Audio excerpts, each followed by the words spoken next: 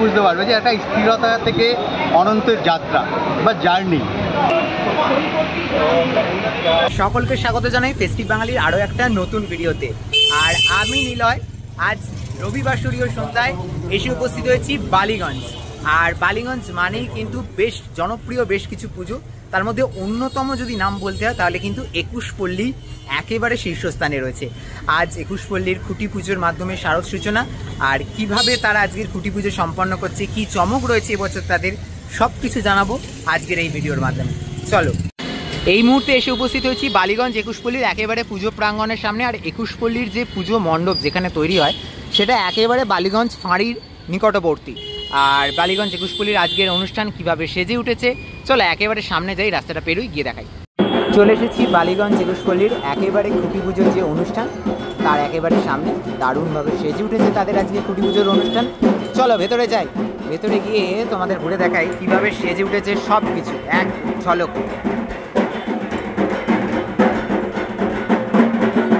বালিগঞ্জ 21 পল্লীর এবছরের যে মঙ্গল খুঁটি তা ইতিমধ্যেই কিন্তু সাজিয়ে রাখা রয়েছে। এই হচ্ছে মঙ্গল খুঁটি, আর এই মঙ্গল খুঁটি স্থাপনের মাধ্যমে তাদের 25-এর শারদ যাত্রার শুভ সূচনা হয়ে যাবে আজকে থেকে।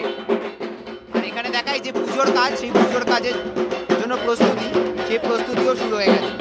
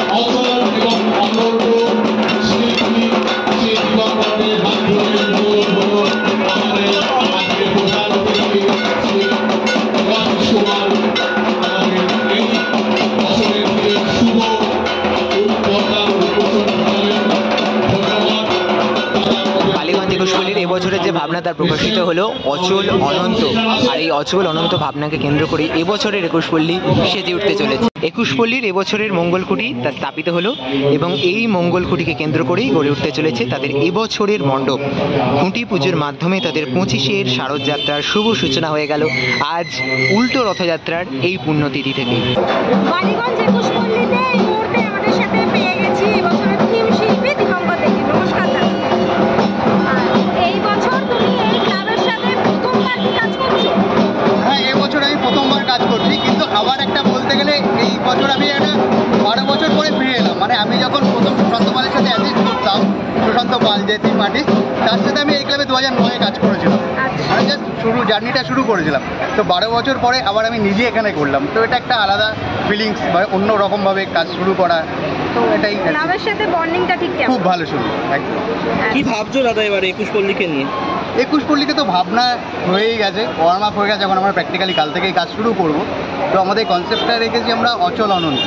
মানে নামের মধ্যে তুমি বুঝতে পারবে যে একটা স্থিরতা থেকে অনন্তের যাত্রা বা জার্নি, ওই জার্নিটাকে নিয়েই আমরা কাজ করছি। প্রতিমার ক্ষেত্রে কি দেখতে পাচ্ছি? প্রতিমার ক্ষেত্রে আমরা যেহেতু অনন্ত মানে স্থির অবস্থা থেকে অস্থিরতা মানে রানে একটা যাত্রা যাচ্ছি, আমরা প্রতিমা একটু সাবেকি রূপের মধ্যেই রাখার চেষ্টা করবো, থিম রিলেটেড করে। আর কাজ এখানে কবে থেকে শুরু হচ্ছে? আমরা কাল থেকে শুরু হয়ে যাচ্ছে। আচ্ছা দাদা, এবছরে তো পুজো অনেকটা এগিয়ে এসেছে, সঙ্গে বৃষ্টি, সেটা মাথায় রেখে কিরমভাবে এগাচ্ছ? দেখো, পুজো এলেই বৃষ্টি থাকে, বৃষ্টিকে নিয়েই পুজো চলতে হয়, তো ওগুলো সবই চলবে, কোনো অসুবিধা নেই। দর্শকদের উদ্দেশ্যে কি বলবে, যেহেতু খুবই একটা নামকরা ক্লাবের সঙ্গে জড়িত এবছরে তুমিও? এর উদ্দেশ্যে একটাই বলবো যে যেহেতু আমার একটা কাম ব্যাক বলতে পারো, মানে নিজে নতুন করে এখানে কাজ করছি, তো এখানে যে কনসেপ্টটা একটু অন্যরকমভাবেই আমরা প্ল্যানিং করেছি বা যেটা আমরা বাকি ইনস্টলেশনের মাধ্যমে ফুটিয়ে তুলবো, আশা করি ভালো লাগবে এবং একটা জার্নি দেখতে পাবে, এটুকু বলবো। অনেক ধন্যবাদ দাদা, পুজোর অগ্রিম শুভেচ্ছা রইল তোমাকে। তাহলে আজকের ভিডিওর মাধ্যমে বালিগঞ্জ 21 পল্লীর এবছরের যে শারদযাত্রার সূচনা, খুঁটি পুজোর অনুষ্ঠান, তা ঘুরে দেখালাম। আশা করছি ভিডিওটা ভালো লেগেছে। আর সর্বোপরি আজকের এই খুঁটি পুজোর মাধ্যমে তাদের দুর্গা পুজোয় কী চমক থাকবে সব কিছুই জানানোর চেষ্টা করলাম। চলো দেখা হবে নতুন নতুন আপডেট নিয়ে খুব তাড়াতাড়ি। ততক্ষণের জন্য নিচ্ছি বিদায়, সকলকে এখানেই টাটা।